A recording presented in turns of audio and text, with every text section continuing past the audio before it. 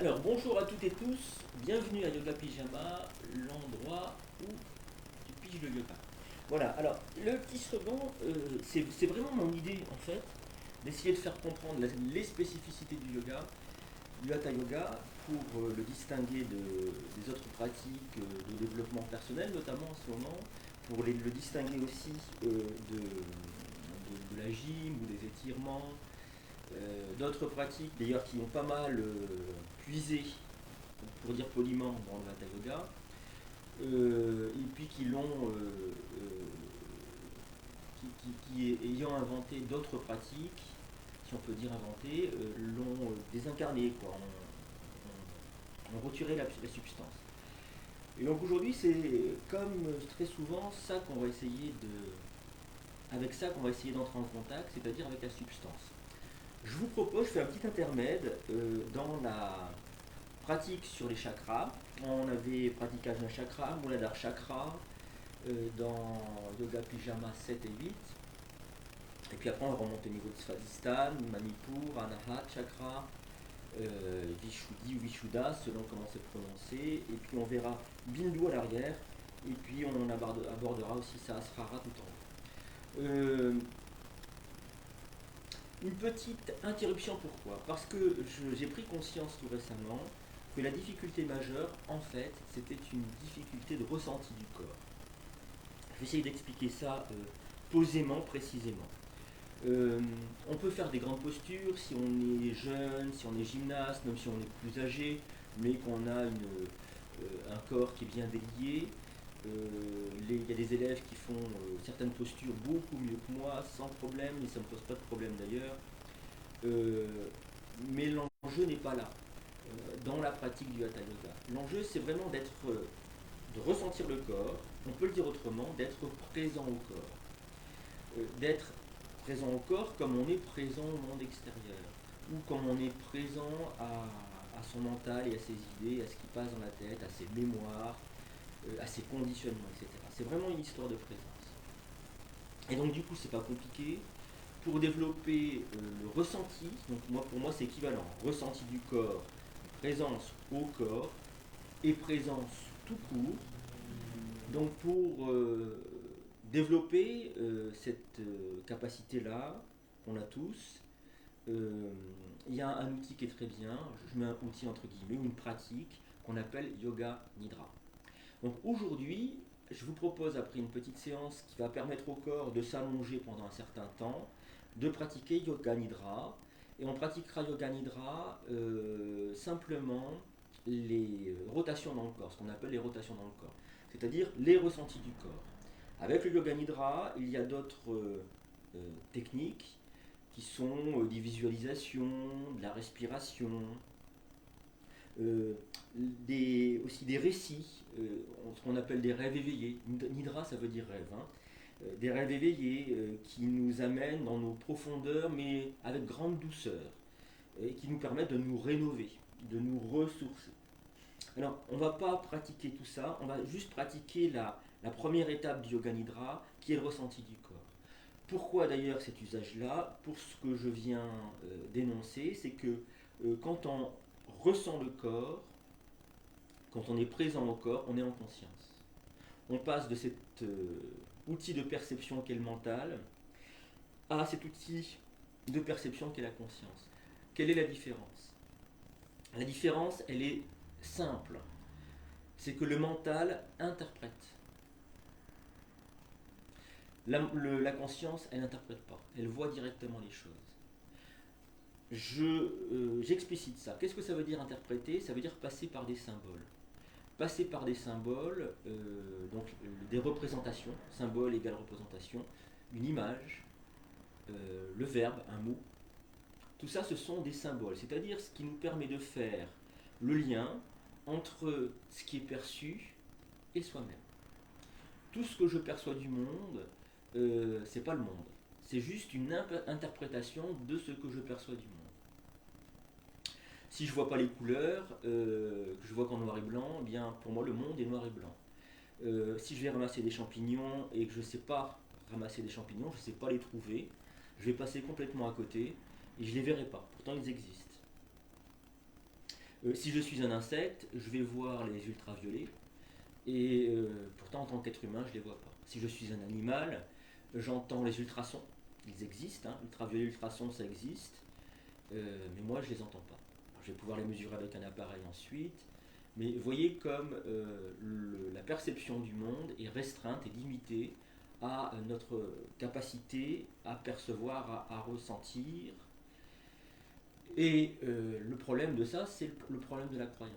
C'est-à-dire qu'on considère que le monde ou soi-même, hein, c'est pareil, existe comme on le perçoit et comme on l'interprète. Donc, qu'est-ce qui nous intéresse dans toutes ces pratiques? Et c'est là où la pratique du yoga nidra est intéressante.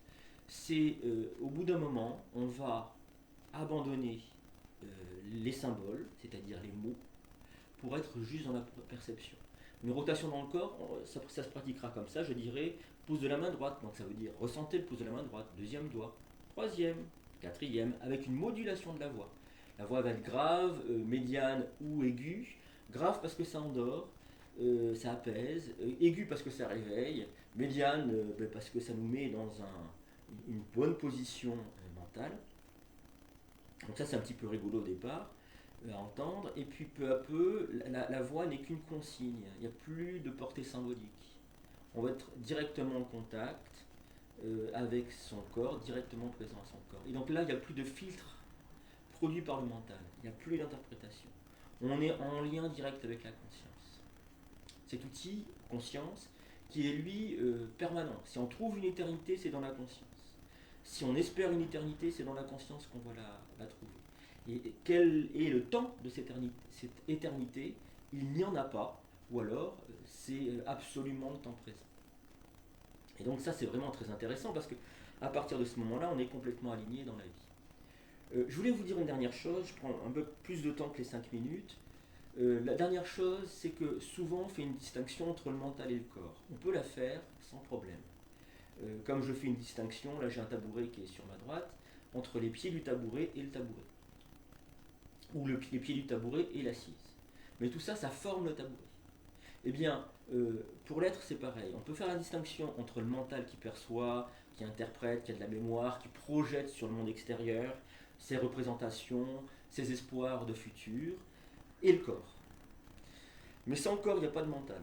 Sans corps, il n'y a pas de constitution psychique. Sans le mental, sans la constitution psychique, il n'y a pas de corps non plus. Sauf si on est directement en lien avec la conscience. Mais on est aussi incarné, on est aussi dans une humanité incarnée, et donc on distingue dans un premier temps mental et corps, et dans un deuxième temps, on peut arriver à comprendre que c'est une et même chose, une même entité, c'est ce qui me compose. L'image que j'ai, c'est qu'à un moment donné, le mental se fond dans le corps. Mais très certainement que mental et corps sont aussi des représentations. D'une certaine manière, c'est difficile à exprimer. Quelque chose d'existant et de non existant. Et je m'arrête là parce que on rentre dans un paradoxe qui fait sens, mais dont il est difficile de s'extraire. On va commencer par des pratiques posturales. On va essayer de mettre le corps dans les meilleures dispositions pour prendre la posture de Shavasana, allongé sur le dos, le bras le long du corps. Et je vais essayer, je vais voir, de vous faire une longue rotation dans le corps, Yoga Nidra. Peut-être une demi-heure, ça c'est sûr, 3/4 d'heure. Je vais essayer d'aller vers les 3/4 d'heure. Il faudra prendre une couverture pour ne pas avoir froid, c'est très très important. Parce qu'on se refroidit, c'est bizarre comme phénomène, mais on se refroidit très vite. Le corps se refroidit très vite dans le Yoga Nidra. Et donc c'est vraiment pas agréable. Et puis un coussin pour l'arrière du crâne. On y va, pour ne pas perdre trop de temps.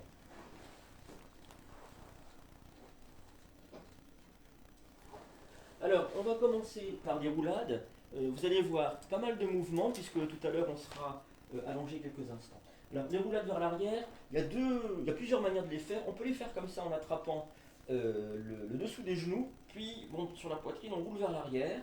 Ça, c'est la méthode la plus simple. Il y en a une deuxième méthode qui est sympa aussi. C'est croiser les chevilles, attraper les gros orteils un peu comme si on tenait les guidons de la bicyclette, Montons sur la poitrine de la même manière, puis j'inspire ici. On y va ensemble. Expire, je roule vers l'arrière. Inspire, je reviens, ça va masser le dos et la colonne vertébrale. Si vous vous sentez partir un peu de droite et de gauche, c'est que votre colonne vertébrale est un peu tordue. Et donc essayez de vous aligner. Essayez d'être bien droit. Ça va lui faire du bien à la colonne. Expire, je pars. Inspire, je reviens.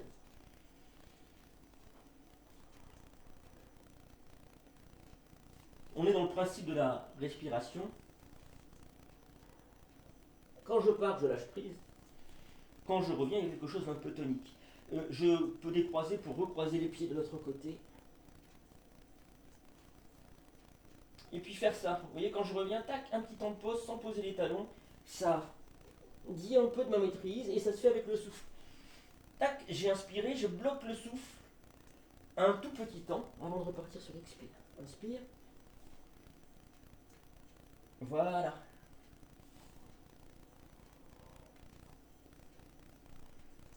Et on va s'allonger un instant en Shavasana, voir ce que ça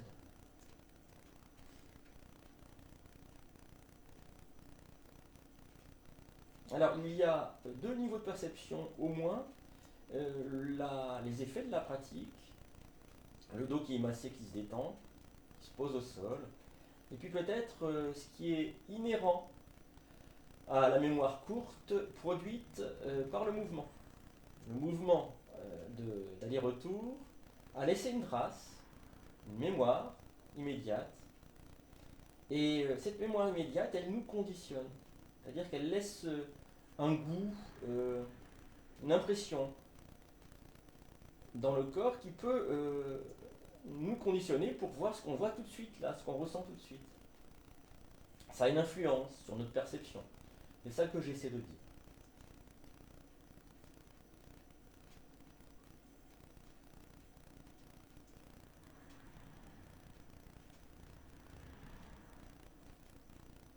Et puis si vous souhaitez, vous allez pouvoir vous étirer, bailler, soupirer. Je vous montre la suite, ça va être aussi un massage du dos, de l'arrière du corps, et lui, il nécessite d'intégrer tout ensemble. Et c'est cela que ça m'intéresse. Je vous parlais de la distinction que nous faisons culturellement, habituellement, entre le corps et le mental. Et là, ça va nous obliger à tout réunir. En plus de masser l'arrière du corps. Alors, je vous montre, hein, j'ai les jambes qui sont serrées l'une contre l'autre, les pieds collés, j'entrecroise les doigts, sauf les index qui pointent, j'aime bien faire ça, ça me donne une direction, j'inspire ici, expire, je vais tirer avec la main gauche, et je pars avec tout le corps. Alors, première consigne, c'est venir sur le ventre. Si je viens sur le ventre, je vais étirer très fort l'épaule gauche ici, qui est coincé, le bras gauche étant coincé sous la poitrine. Donc je viens jusque sur le ventre, j'inspire, jusqu'au centre, j'expire, je repars de l'autre côté. Et je vais vous donner une deuxième consigne, vous allez voir. Alors, donc je suis venu sur le ventre et j'étire maintenant l'épaule droite. Ce qu'il faut essayer de ne pas faire, c'est ça. Inspire, expire. Alors bien sûr j'exagère, mais des fois je vois ça dans les cours. Il faut essayer de maîtriser, d'être unifié. C'est-à-dire tout ressentir en même temps, ce qui n'est pas évident. Ressentir les jambes, le souffle, les bras, etc. On y va ensemble si vous voulez bien. Si vous n'y parvenez pas, c'est pas grave, hein, c'est juste une direction, comme d'habitude. Les jambes sont serrées l'une contre l'autre, les pieds collés, les doigts entrecroisés, sauf les index qui pointent. Je pointe les index vers le ciel, bien entendu, au-dessus de la poitrine. Hein, les mains ne partent pas vers l'arrière, partent pas vers l'avant. C'est souvent que les mains partent vers l'arrière. Et d'ailleurs, elles disent bien les choses, les mains. Des mains situées juste au-dessus du cerveau, au niveau du mental, ça veut peut-être dire que je suis plus avec le mental qu'avec le corps. Tac, je ramène au niveau du cœur, ça c'est pas mal comme centrage. J'inspire ici. Expire, je pars à gauche, j'essaye de coordonner tout le mouvement d'un bloc, d'unifier. Expire, je repars de l'autre côté, je viens jusque sur le ventre, ça c'est pour étirer les épaules.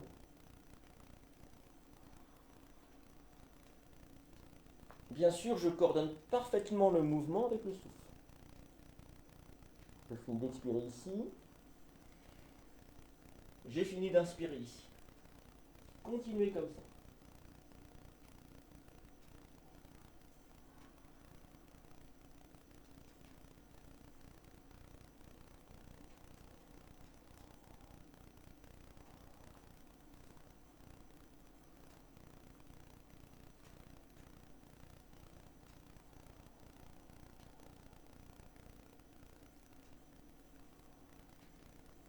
Encore une fois de chaque côté, si vous voulez bien.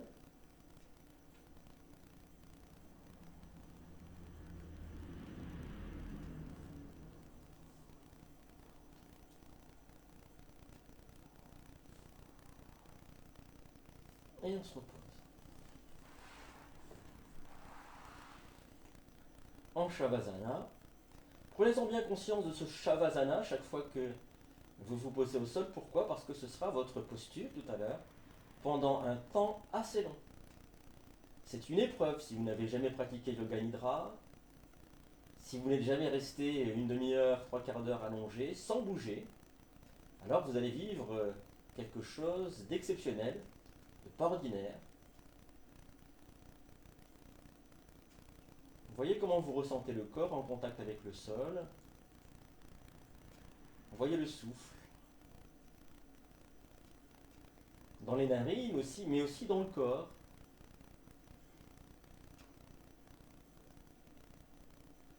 Est-ce que vous êtes bien avec vous-même ou pas? C'est important.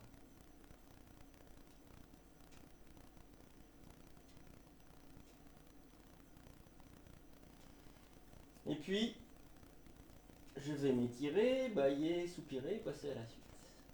Alors les bras en croix, ou doigts entrecroisés derrière le crâne, je ramène les plantes de pied en direction des fessiers, je laisse bien peser les pieds au sol. Quand les pieds s'enfoncent dans le sol, et j'essaie que ça soit la détente des muscles des jambes, qui fasse que les pieds appuient au sol, alors la respiration devient yogique complète, c'est-à-dire qu'elle remonte dans le dos à l'inspire, qu'elle redescend à l'expire. Ça, c'est produit par le creux lombaire qui est venu en contact avec le sol.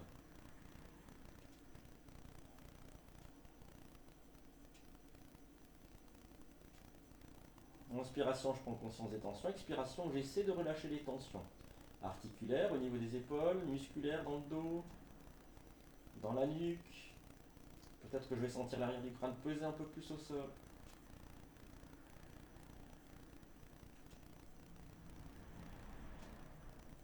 On a pratiqué avec les exercices à propos de Muladhara Chakra, qui concernent aussi l'ancrage, l'enracinement. Donc là, en fait, c'est ce qu'on convoque. Hein. On convoque en nous la capacité mentale, psychique, de nous enraciner. C'est-à-dire, d'une certaine manière, de lâcher prise dans la conscience. Vous comprenez que il s'agit immédiatement de faire confiance, d'avoir confiance. Quand on détend les muscles, on n'est pas en système de défense, on accepte, on est en système d'accueil, si on peut dire. Puis j'inspire ici, sur l'expiration, je vais amener les genoux à droite, le visage à gauche. Inspire, je remonte, genoux, visage de face, pour redescendre de l'autre côté.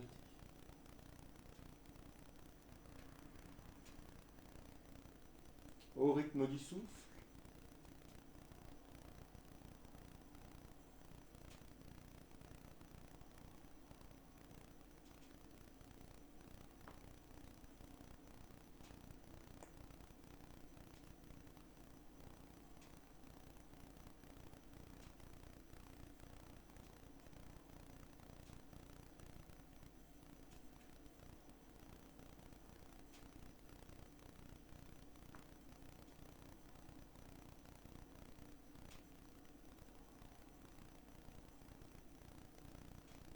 Puis je vais déposer mes genoux à droite, mon visage à gauche.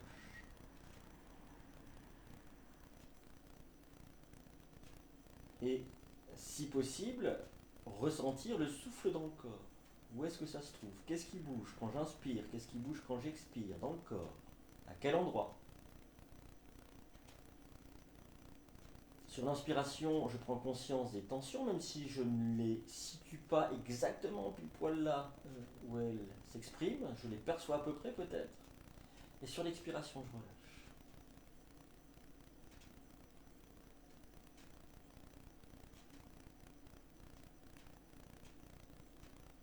Voilà quelque chose qui peut ne pas passer par le mental.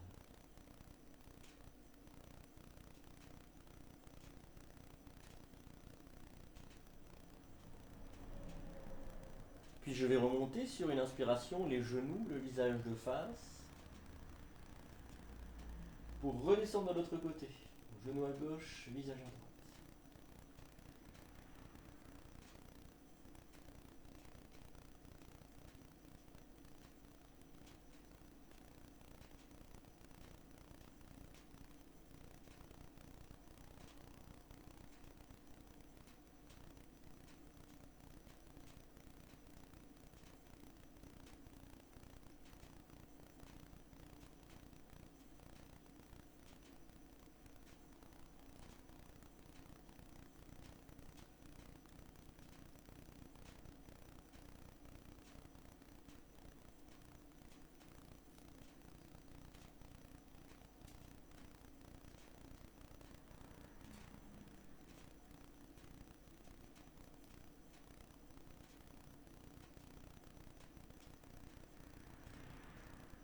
Je vais remonter sur une inspiration, les genoux, visage de face.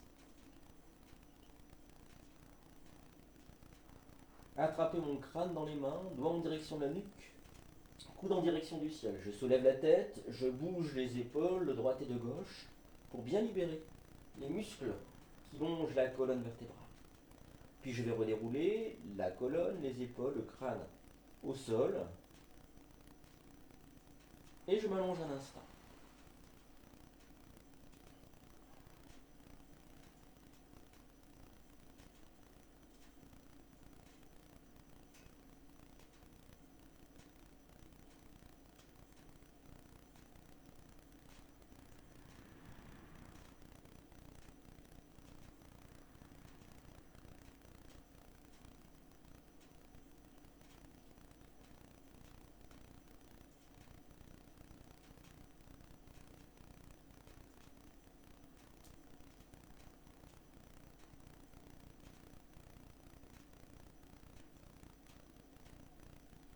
Et si vous souhaitez, vous allez pouvoir vous étirer, bailler, soupirer. Alors, vous allez tirer sur les orteils. On pratique souvent avec moi cette posture quand on a une petite séance qui va très vite nous mettre dans les conditions. Alors c'est une petite posture ou une grande posture, Rajasana, la posture royale. Essayez de prendre conscience du souffle ou imaginez que le souffle est dans le bas du dos et dans le ventre. Inspire conscience et tension dans le bas du dos, expire, je relâche. Le creux lombaire se colle de plus en plus au sol.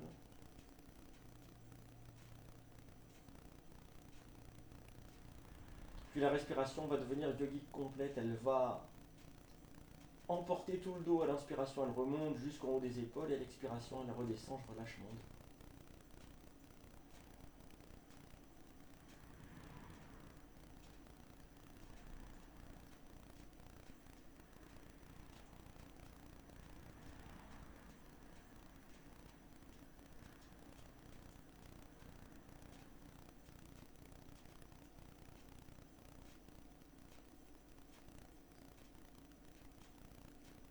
Et je relâche.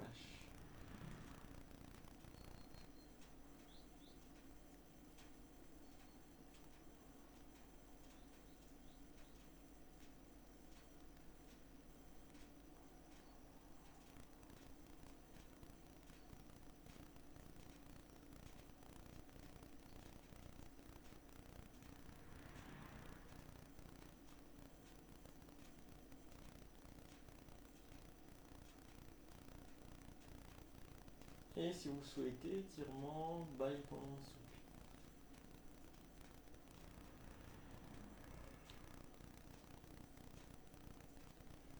Vous allez Soulevez la tête avec l'inspiration et regardez votre nombril. Tout le reste du corps est détendu.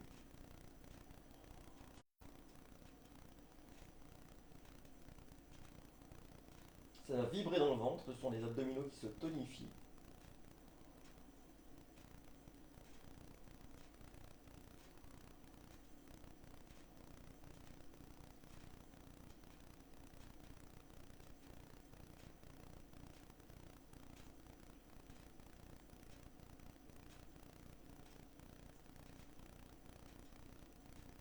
Expire, je repose le crâne au sol. On va inspirer, visage de face. Expire, je fais rouler la tête à droite ou à gauche. Ça, c'est pour la contre-pose, pour libérer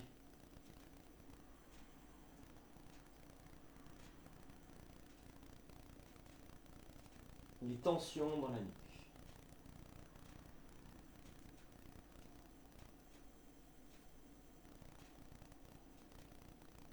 Et puis on revient ensemble.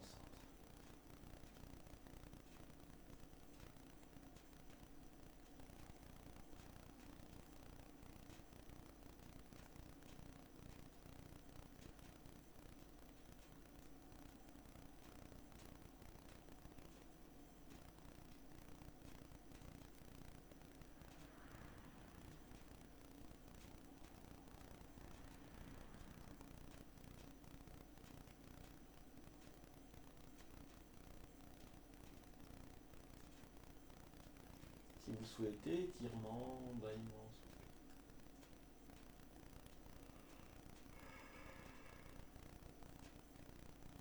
Je vous propose de ramener les plantes de pied en direction des fessiers, pieds écartés à la largeur des hanches. On va avoir cette toute petite pratique qui va masser le bas du dos. Vous allez soulever les fesses et vous laissez retomber. Vous soulevez, vous laissez tomber. Donc ça c'est intéressant du point de vue du yoga puisque vous tonifiez et vous lâchez prise. Tenir, lâcher prise. C'est la posture. On peut dire que cette pratique c'est une posture de yoga. Pratique en mouvement bien sûr, mais elle est vraiment dans la logique du Hatha Yoga.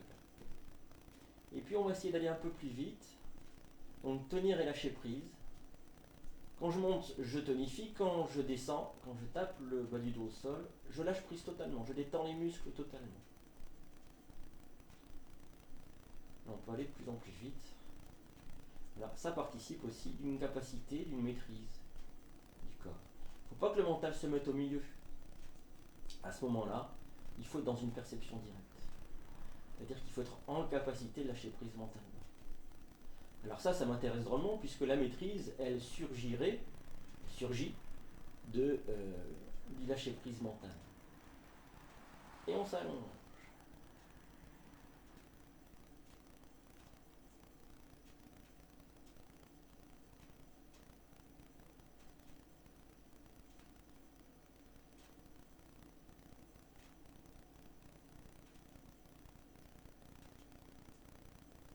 Alors sans compter que ça conditionne une remontée de l'énergie dans la colonne. Là on vient de taper le coccyx au sol et le coccyx c'est le lieu de Svadhisthana chakra. Donc le chakra, sa projection est au niveau du pubis. Le kshetram on parle. Chakra kshetram c'est la projection sur la peau. Mais le chakra est lui au niveau du coccyx. Et donc du coup ça produit un mouvement énergétique dans la colonne vertébrale. On verra ça la séance prochaine. Yoga Pyjama 10.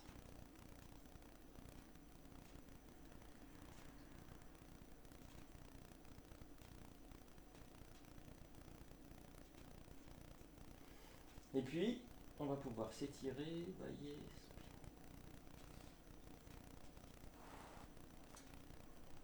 et on va passer debout si vous le voulez bien.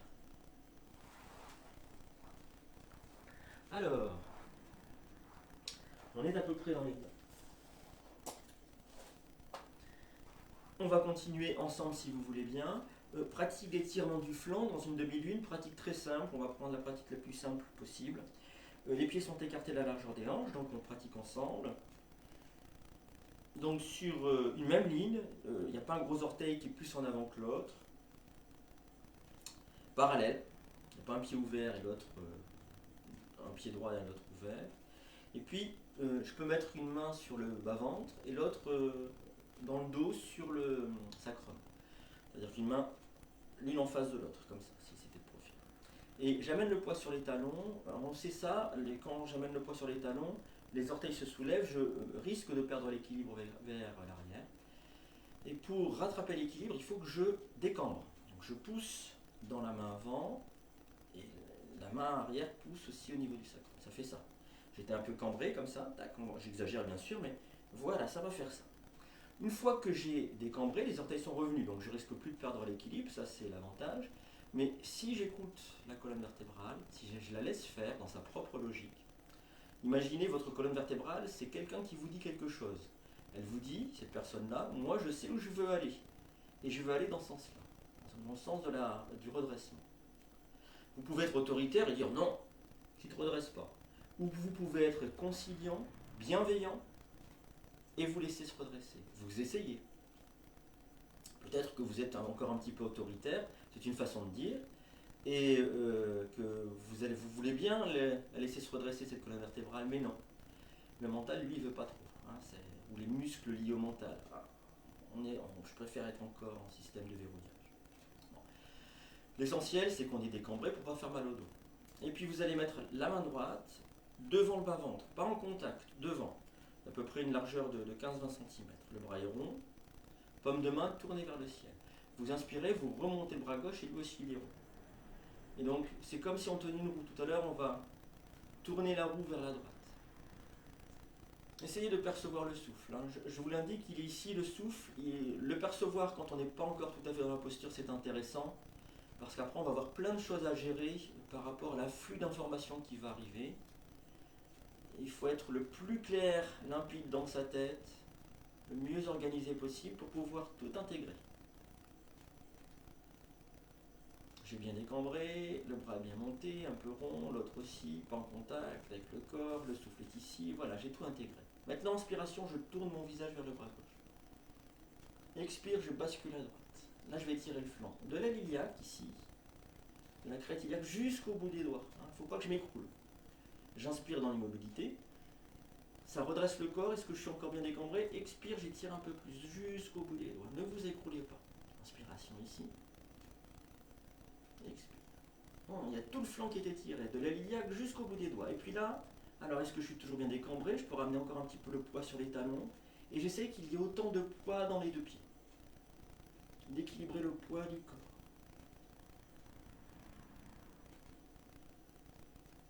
C'est comme une méditation.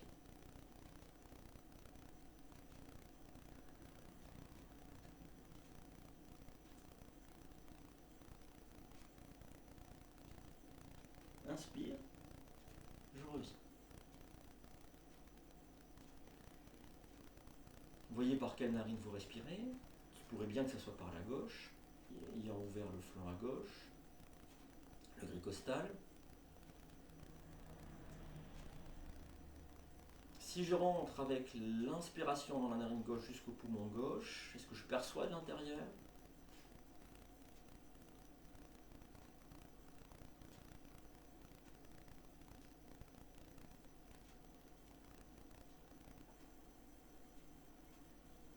Je peux comparer le côté gauche avec le côté droit.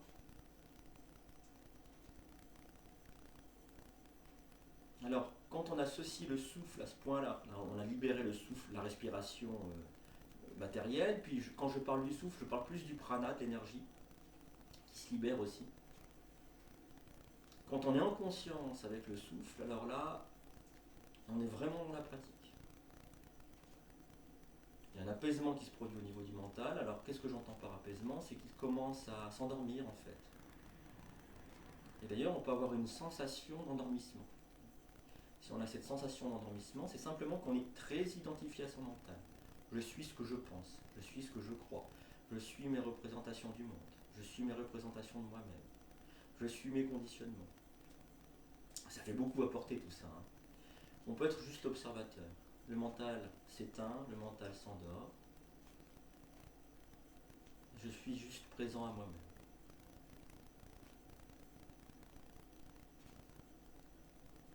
C'est un travail qui revient sans cesse, hein. Sans cesse, sans cesse, sans cesse, sans cesse, puisque le mental, il veut toujours vivre, exister, avec l'ego, bien entendu.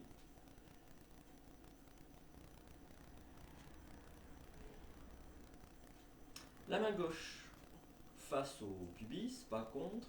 Inspire, je monte le bras droit. Perception du souffle dans le flanc à droite.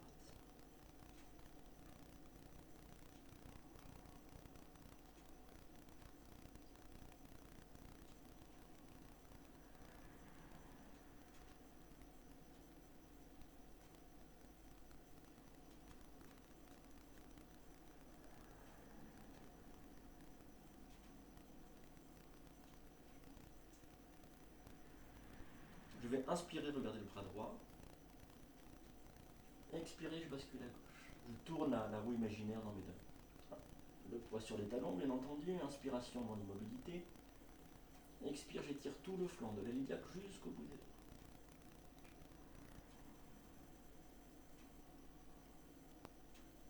doigts. Rechercher donc le poids un peu sur les talons pour être obligé de décambrer. Et puis essayer l'égalité du poids dans les deux pieds. La répartition du poids égale dans les deux pieds.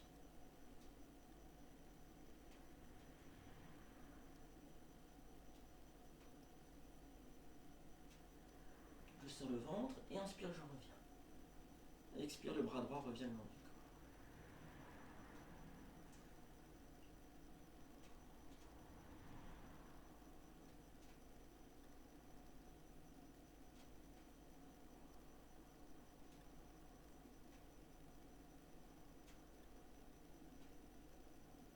Par quelle narine est-ce que je respire? Je peux me poser la question.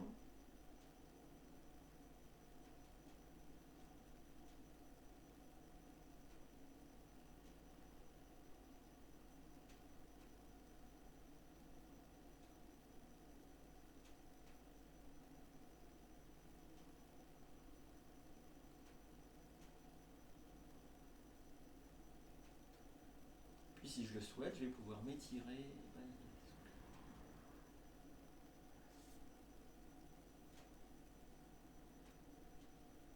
Alors, toute petite pratique d'équilibre. Quand je dis petite, c'est toujours pareil. Hein, c'est une pratique simple si on y rentre facilement. Si c'est plus compliqué pour soi-même, ça devient beaucoup moins simple. Alors, j'ai les pieds qui sont écartés de la largeur des hanches sur une même ligne. Et on va commencer à rentrer dans l'équilibre avec le mouvement. Beaucoup de mouvements quand même aujourd'hui. Normal, on va s'allonger tout à l'heure assez longtemps, donc ça va être un peu... vous fixez un point soit au sol, soit devant vous, puis inspire, vous décollez les bras, on y va ensemble, et les talons. J'essaie que les mains arrivent au plus haut, en même temps que les talons qui arrivent le plus haut. Et puis expire, je redescends. Alors la descente est plus compliquée pour maîtriser. Il faut que les talons s'enfoncent dans le sol au moment où les bras, les mains reviennent le long des jambes. Pile poil, avec le souffle, inspire.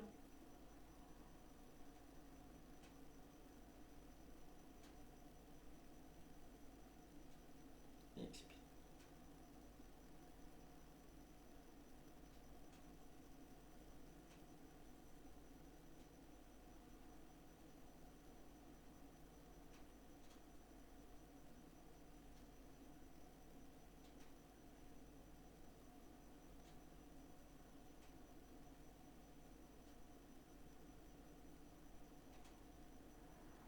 À ce moment-là, on forme un tout. Le souffle, les bras, les talons, la conscience observatrice. Il n'y a plus de désunion.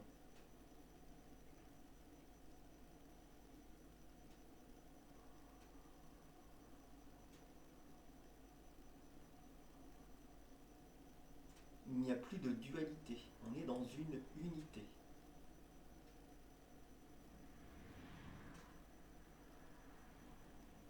Et je me repose un instant. Alors, d'être en unité, en méditation, en conscience, en présence, ça n'empêche pas d'être au monde et à soi-même. Mais c'est comme si on était un petit peu dans un rêve, un petit peu distancié.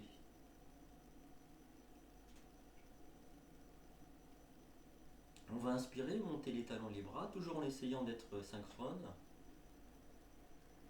Fixer un point avec les yeux et dans l'immobilité.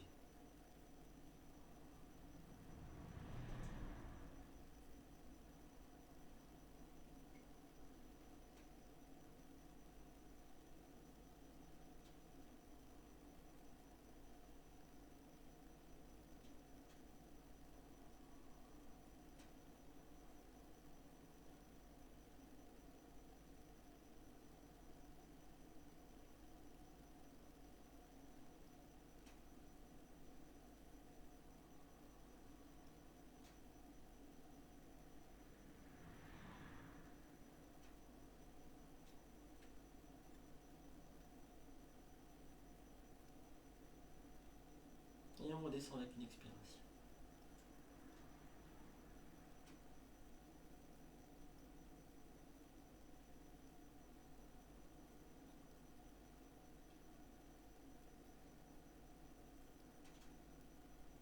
On va faire la même chose en en tournant le regard vers le plafond. Donc ce que je vous propose, c'est d'abord de monter avec l'inspiration, puis de tourner le visage vers le plafond dans un deuxième temps.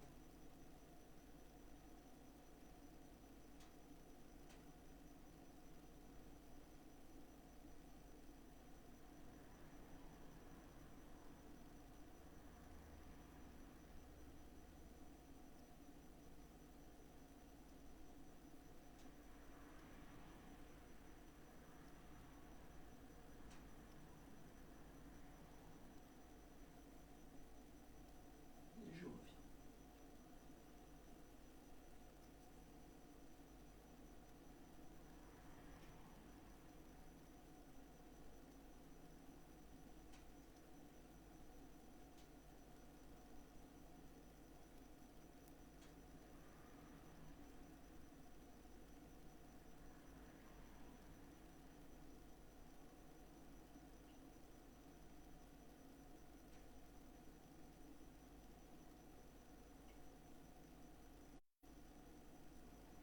On peut s'étirer si on souhaite, bailler, soupirer.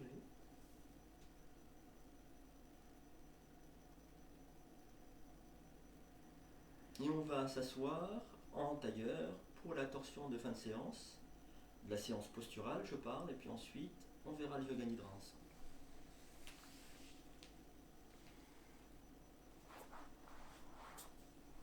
Alors, je suis assis en tailleur, je vais poser ma main gauche sur mon genou droit, la main droite comme si je tenais un bol que je renverse à l'arrière, le visage de face. Je vais inspirer ici, la torsion se fait dans le bas du dos au départ. Expire, je tire sur le genou droit, je sens le bas du dos qui tourne. Inspire dans l'immobilité, peut-être la main droite qui bouge un petit peu dans le dos. Expiration deuxième, toujours en tirant sur le genou, les épaules tournent. Inspire ici.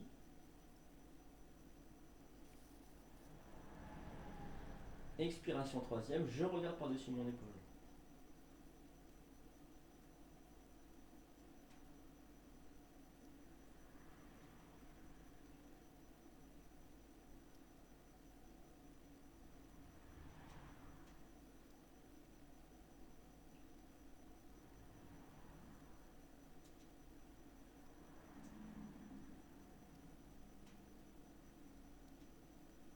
Et je reviens avec une expiration. Les bras vers l'avant. Conscience de ma respiration, par quelle narine. Conscience du doigt gauche que je compare avec le doigt droit. On peut décroiser les jambes pour les croiser de l'autre côté, pour équilibrer la pratique. C'est pas absolument nécessaire, mais si on veut être rigoureux, presque rigide, voilà, on peut faire ça. Intéressant le questionnement entre la rigueur pour les gens qui sont rigoureux, et j'en fais partie, et puis quand est-ce que je suis rigide. La nuance est parfois difficile à définir.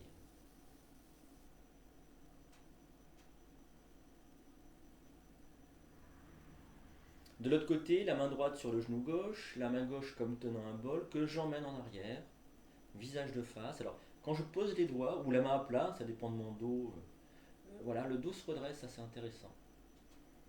On a un point d'appui.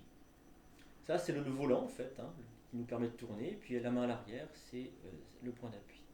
J'inspire ici, expiration, je vais tirer donc sur la main droite, sur le genou gauche, je sens le bas du dos qui se met en torsion, ne tournez pas le visage immédiatement, le visage reste à peu près entre les épaules. Inspire, je déplace un peu la main dans le dos, expire, les épaules tournent, comme si je voulais mettre les épaules face au mur qui est sur le côté. J'inspire ici. Expiration troisième, je regarde par-dessus mon épaule gauche.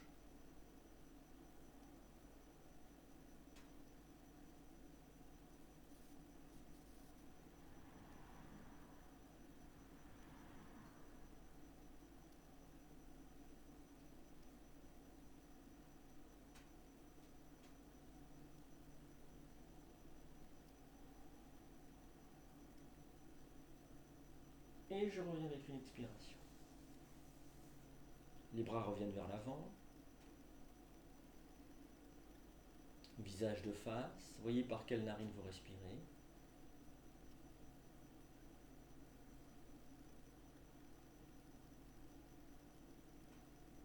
Voyez le doigt à droite. Comparez avec le doigt à gauche.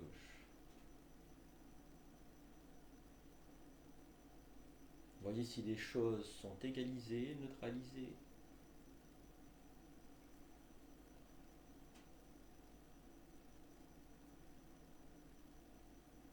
Alors voilà une petite séance dont vous pouvez vous saisir. Elle dure, allez, on va dire, 3/4 d'heure pour faire du bien à tout l'être. Hein, ça, c'est une petite séance parfaite pour ça.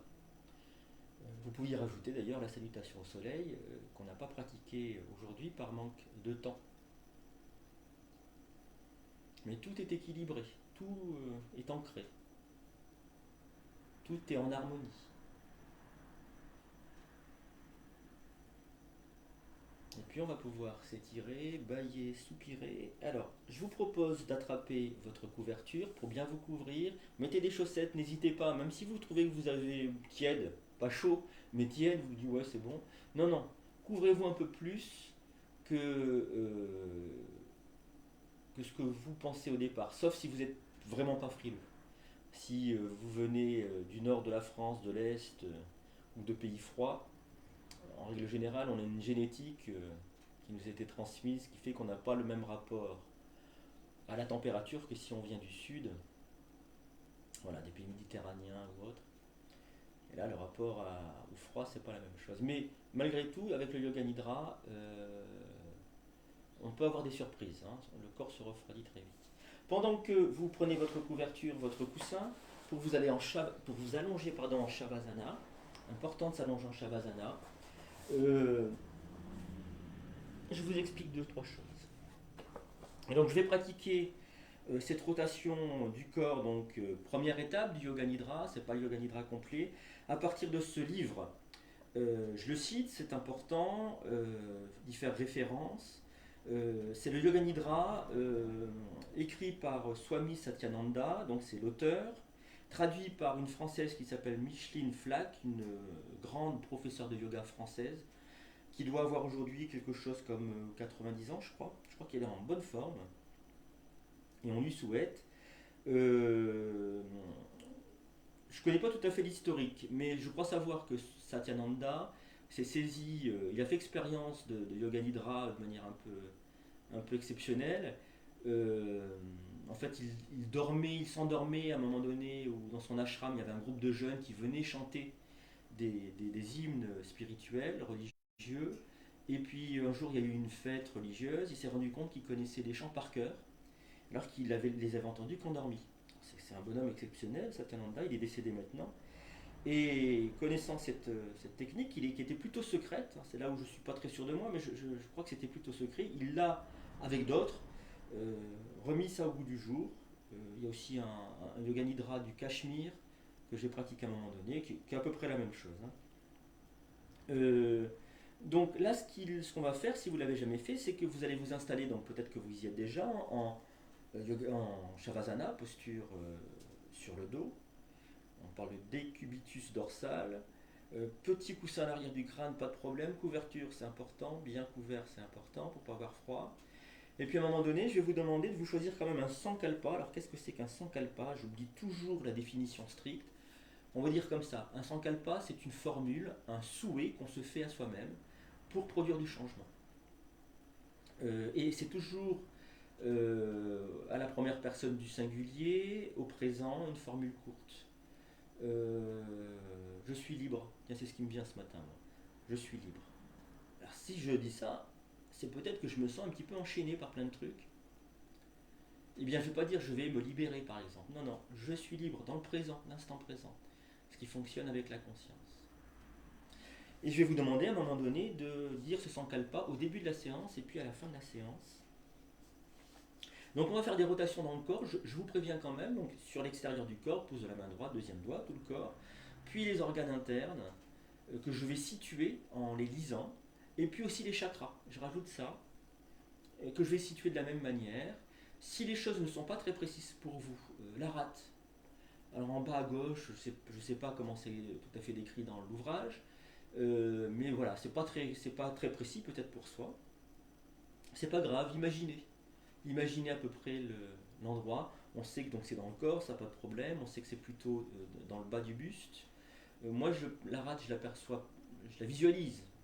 Je la visualise plus dans le dos. Peut-être que vous aurez des perceptions qui vont surgir, donc direct. Ça, c'est drôlement intéressant. Vous passez pas par l'imaginaire, donc l'image, pour avoir une représentation, mais vous allez avoir un ressenti. Moi, j'ai ça au niveau des reins. Et ça tombe bien parce que j'ai besoin de travailler au niveau des reins. Alors voilà, on y va. J'espère que vous êtes allongés.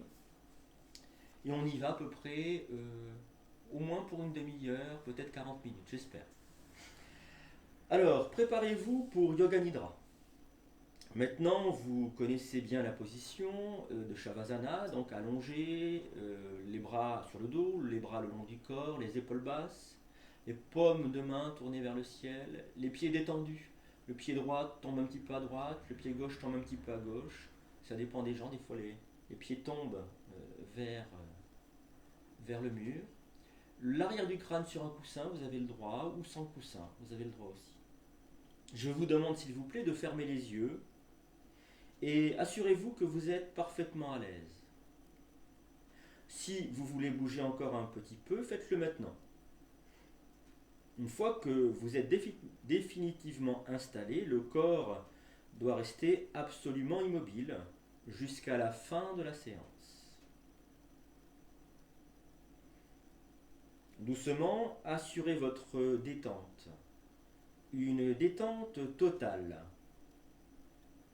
Prenez 3 longues et profondes inspirations. Et à chaque fois, en expirant, sentez que vous vous détendez.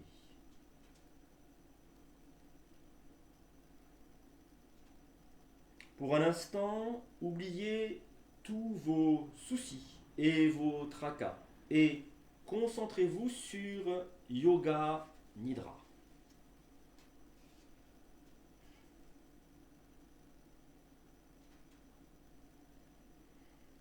Prenez conscience, s'il vous plaît, des bruits les plus éloignés qui vous parviennent de l'extérieur. Déplacez votre attention d'un bruit à l'autre en écoutant seulement, sans essayer d'analyser.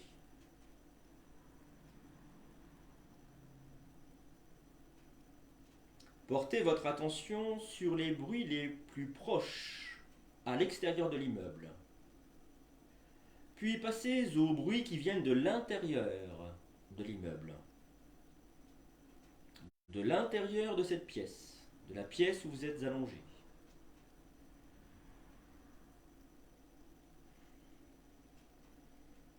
Intensifiez votre conscience de la pièce où vous êtes.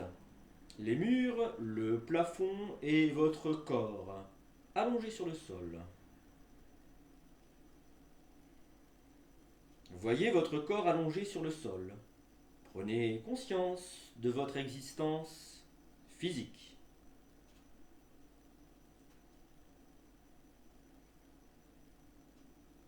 Soyez conscient de l'existence de votre corps physique. Concentrez-vous sur la totalité de votre corps physique. Ayez pleine conscience de votre souffle naturel.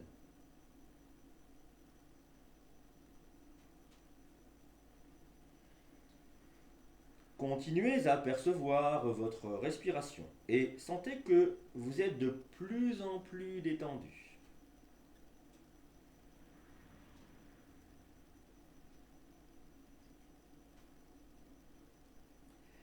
Soyez bien conscient que vous allez pratiquer Yoga Nidra. Dites-vous, je vais pratiquer Yoga Nidra. Je vais pratiquer Yoga Nidra. L'ouïe et le toucher, seules ces deux portes de la perception restent ouvertes. Yoga Nidra va commencer. Choisissez et prononcez votre sankalpa, votre souhait, votre vœu, 3 fois. Formulez votre sankalpa 3 fois en pleine conscience et avec une conviction profonde.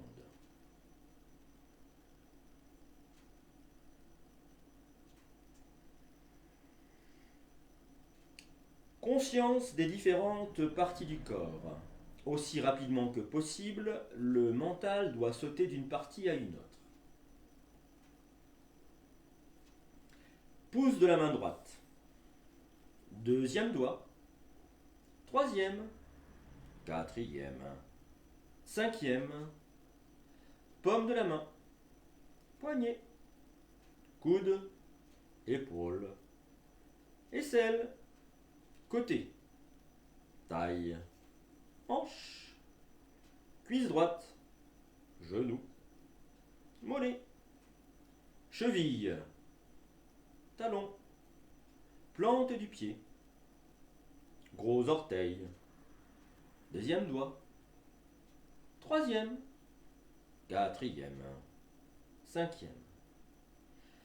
Pouce de la main gauche. Deuxième doigt. Troisième. Quatrième. Cinquième. Paume de la main. Poignet. Coude. Épaule. Aisselle. Côté. Taille. Hanche. Cuisse gauche. Genou. Mollet. Cheville. Talon. Plante du pied. Gros orteil. Deuxième doigt. Troisième. Quatrième. Cinquième.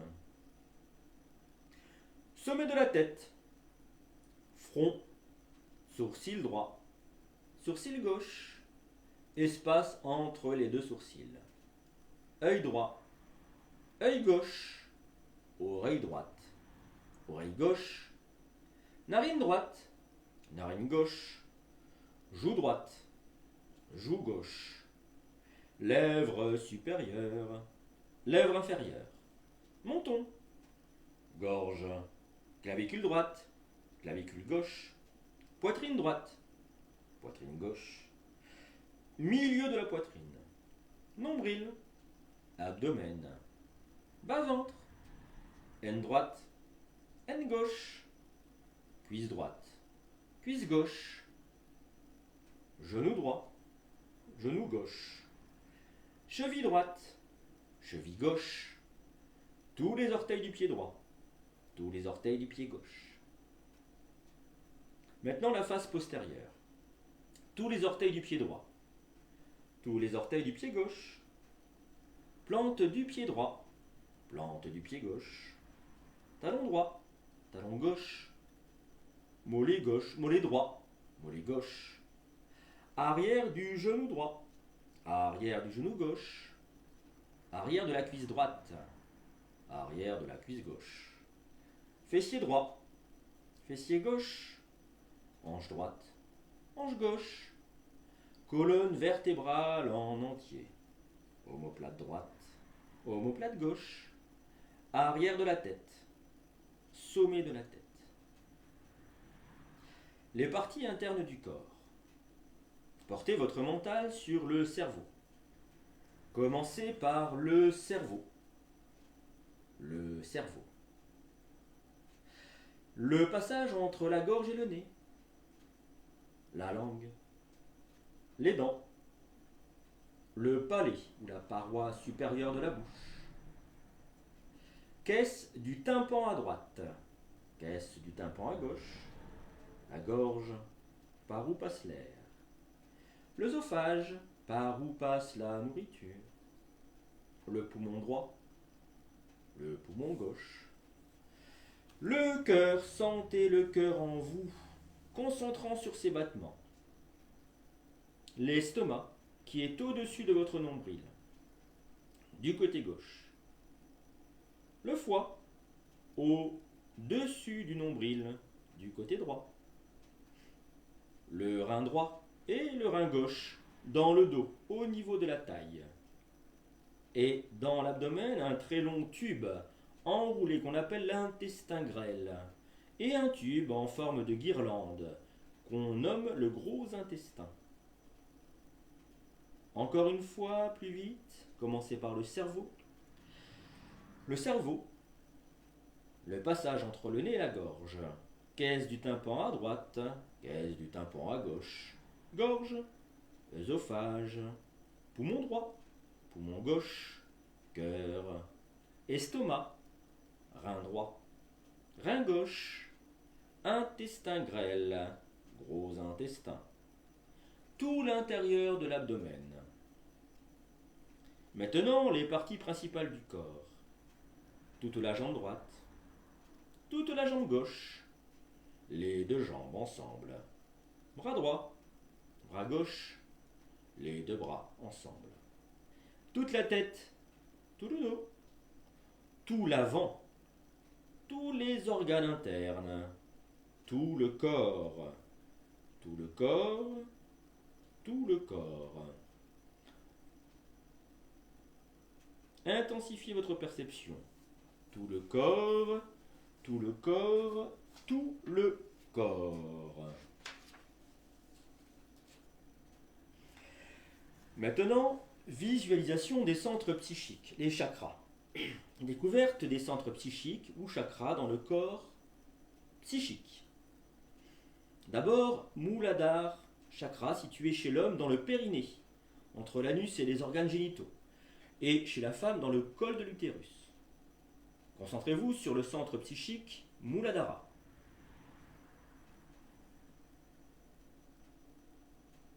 Le second chakra est appelé Svadhisthana et se situe tout en bas de la moelle épinière dans le coccyx. Concentrez-vous sur Svadhisthana.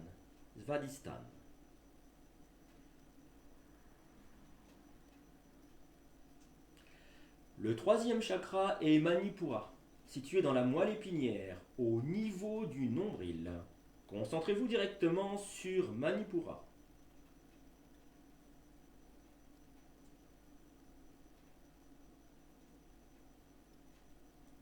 Anahata est le quatrième chakra situé dans la moelle épinière, juste à l'arrière du cœur et du sternum. Concentrez-vous sur Anahata directement dans la moelle épinière ou indirectement au niveau du sternum.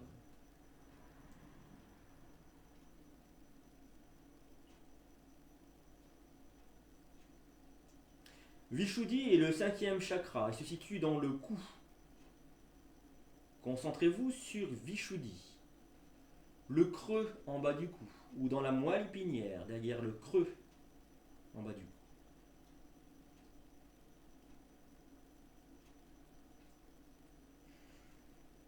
Le sixième chakra est Ajna, situé dans la partie postérieure du cerveau, au sommet de la moelle épinière. En fait, au centre du cerveau. Ou alors au point situé entre les deux sourcils.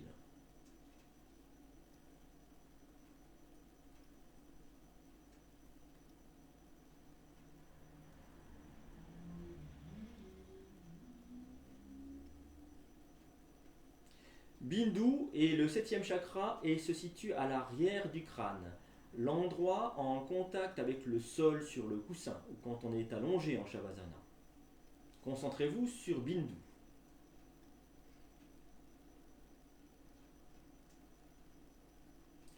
Enfin, Sahasrara, situé au sommet du crâne, au niveau des fontanelles.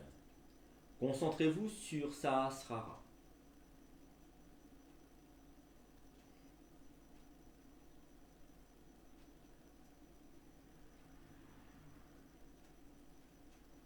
Cette fois plus vite.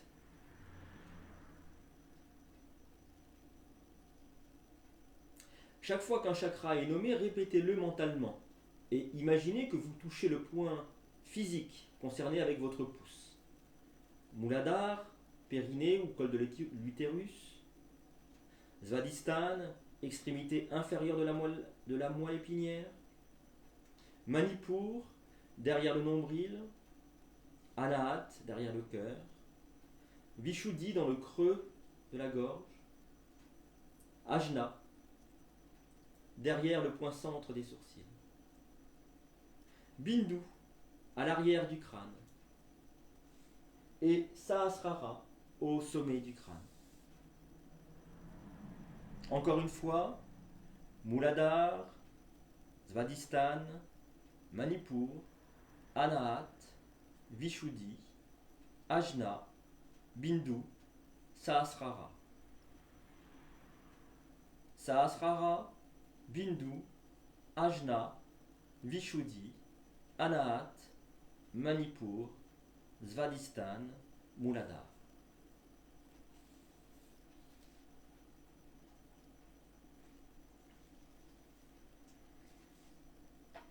Une deuxième rotation. Pouce de la main droite, deuxième doigt, troisième, quatrième, cinquième, paume de la main, poignet, coude, épaule, aisselle, côté, taille, hanche, cuisse droite, genou, mollet, cheville, talon, plante du pied, orteil droit, gros orteil droit, pardon, deuxième doigt, troisième, quatrième, cinquième, pouce de la main gauche, deuxième doigt, troisième, quatrième, cinquième, paume de la main, poignet, coude, épaule, aisselle, côté, taille, hanche, cuisse gauche, genou, mollet, cheville, talon, plante du pied, gros orteil, deuxième doigt, troisième, quatrième, cinquième, passez au sommet de la tête, front, sourcil droit, sourcil gauche, espace entre les sourcils, œil droit, œil gauche, oreille droite, oreille gauche, narine droite, narine gauche, joue droite, joue gauche, lèvre supérieure, lèvre inférieure, menton, gorge, clavicule droite, clavicule gauche, poitrine droite, poitrine gauche, milieu de la poitrine, nombril, abdomen, bas-ventre, aine droite, aine gauche, cuisse droite, cuisse gauche, genou droit, genou gauche, cheville droite, cheville gauche, tous les orteils du pied droit, tous les orteils du pied gauche. Maintenant la face postérieure, les orteils du pied droit, orteils du pied gauche, plante du pied droit, plante du pied gauche, talon droit, talon gauche, mollet droit, mollet gauche, arrière du genou droit, arrière du genou gauche, arrière de la cuisse droite, arrière de la cuisse gauche, fessier droit, fessier gauche, hanche droite, hanche gauche, colonne vertébrale en entier, omoplate droite, omoplate gauche, arrière de la tête, sommet de la tête. Les parties internes du corps. Portez votre mental sur le cerveau. Commencez par le cerveau. Le cerveau. Le passage entre la gorge et le nez. La langue. Les dents. Le palais ou la paroi supérieure de la bouche. Caisse du tympan à droite. Caisse du tympan à gauche. La gorge, par où passe l'air. L'œsophage, par où passe la nourriture. Le poumon droit, le poumon gauche. Le cœur, sentez le cœur en vous concentrant sur ses battements. L'estomac, qui est au-dessus de votre nombril du côté gauche. Le foie, au-dessus du nombril du côté droit, le rein droit, le rein gauche dans le dos au niveau de la taille, et dans l'abdomen un très long tube enroulé qu'on appelle l'intestin grêle, et un tube en forme de guirlande qu'on nomme le gros intestin. Encore une fois, plus vite. Commencez par le cerveau. Le cerveau, le passage entre le nez et la gorge, caisse du tympan à droite, caisse du tympan à gauche, gorge, œsophage, poumon droit, poumon gauche, cœur, estomac, rein droit, rein gauche, intestin grêle, gros intestin, tout l'intérieur de l'abdomen. Maintenant, les parties principales du corps. Toute la jambe droite, toute la jambe gauche, les deux jambes ensemble, bras droit, bras gauche, les deux bras ensemble, toute la tête, tout le dos, tout l'avant, tous les organes internes ensemble, tout le corps, tout le corps, tout le corps. En même temps que vous ressentez tout le corps, visualisez-le. Intensifiez votre perception. Intensifiez votre perception. Tout le corps, tout le corps, tout le corps.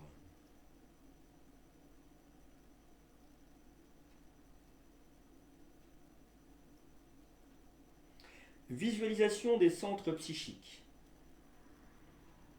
D'abord, Mouladhara, situé chez l'homme dans le périnée, entre l'anus et les organes génitaux, et chez la femme dans le col de l'utérus. Concentrez-vous sur Mouladhara. Le deuxième est appelé Svadhisthana. Il se situe en bas de la moelle épinière, dans le coccyx. Ou alors projeté sur le pubis. Concentrez-vous sur l'un ou l'autre des points, le coccyx ou juste au-dessus des organes génitaux. Le troisième est Manipur, situé dans la moelle épinière, au niveau du nombril. Concentrez-vous soit sur le nombril, soit dans la moelle épinière, à l'arrière du nombril. Anahat, le quatrième, situé dans la moelle épinière, juste à l'arrière du cœur et du sternum, milieu poitrine. Concentrez-vous sur Anahat, soit dans la moelle épinière, soit sur la peau au milieu de la poitrine. Vishuddhi, ou Vishuddha, le cinquième, se situe dans le creux de la gorge. C'est le point projection. Ou alors à l'arrière, dans la colonne vertébrale. Concentrez-vous sur le creux de la gorge ou dans la moelle épinière, à l'arrière de la gorge.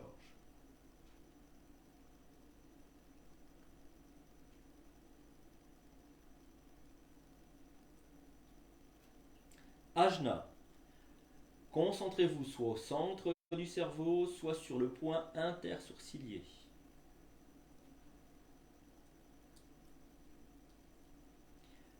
Bindu, à l'arrière du crâne, le point du crâne en contact avec le sol.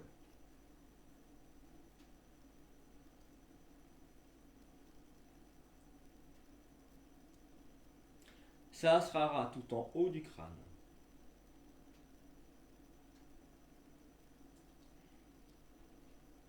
Cette fois plus vite. Si vous avez besoin, nommez le chakra, répétez-le mentalement. Et imaginez que vous le touchez avec votre pouce. On commence par le bas. Mouladhara, périnée, col de l'utérus. Svadhisthana, extrémité inférieure de la moelle épinière. Manipur, derrière le nombril. Anahat, derrière le cœur. Vishuddhi, dans le cou, le creux de la gorge. Ajna, derrière le point centre des sourcils. Bindu, à l'arrière du crâne. Sahasrara, au sommet du crâne. Encore une fois. Mouladhara, Svadhisthana, Manipur, Anahat, Vishuddhi, Ajna, Bindu, Sahasrara. Sahasrara, Bindu, Ajna, Vishuddhi, Anahat, Manipur, Svadhisthana, Mouladhara.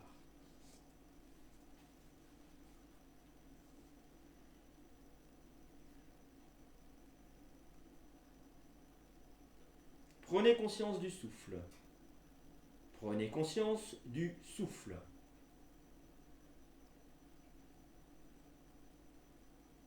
Rappelez-vous votre sankalpa. Répétez votre sankalpa avec confiance et une conscience totale. Répétez votre sankalpa 3 fois. La résolution que vous prenez dans le Yoga Nidra s'accomplira sans faute.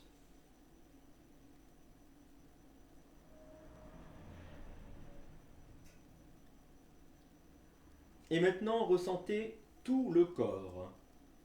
Tout le corps, tout le corps, tout le corps. Abandonnez tout effort et prenez conscience de tout le corps.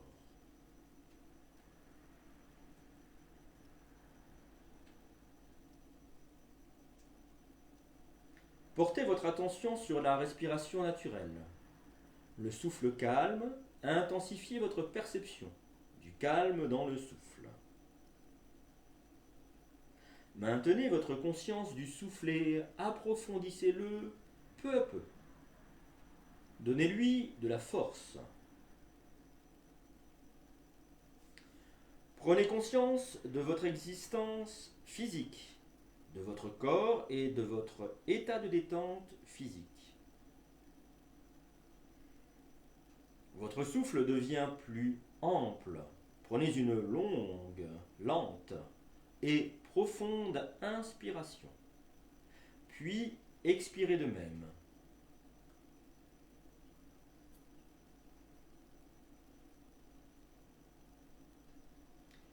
Développez la perception de votre corps, profondément, détendu, allongé sur le sol. Visualisez la pièce où vous êtes. Laissez votre esprit s'extérioriser pleinement.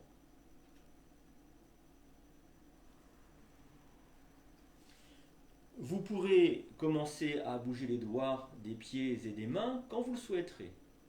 Vous pourrez à la suite vous étirer, bâiller, soupirer, faire des petits mouvements qui réveilleront le corps. À ce moment-là, et quand vous réouvrirez les yeux, le Yoga Nidra sera terminé. Je vous remercie pour cette séance. Si vous avez à prendre la voiture, faites vraiment attention, ouvrez grand les yeux, ne restez pas dans cet état de conscience qui est aussi un état de somnolence, ou alors développez encore un peu plus cet état, c'est-à-dire soyez présent également au monde extérieur.